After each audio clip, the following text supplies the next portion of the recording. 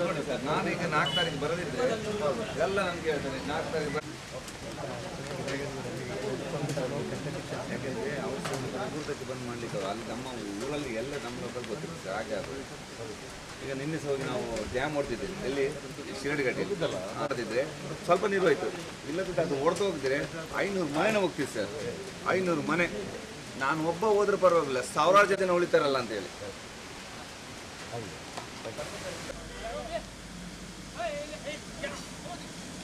ಸುಮಾರು ಬೆಳಿಗ್ಗೆ 2 ಗಂಟೆಗೆ ನಮ್ಮ ಮಲ್ಪೆಯಿಂದ ಈ ಅಂಕೋಲಕ್ಕೆ ಬಂದಿದ್ದೇವೆ. ಬೆಳಿಗ್ಗೆ 5 ಗಂಟೆ ಜಾವಗೆ 5 ಗಂಟೆಯಿಂದ ನಾವು ಕಾಯ್ತಾ ಇದ್ದೇವೆ ಇಲ್ಲಿ ಶುರು ಮಾಡಬೇಕಂತ.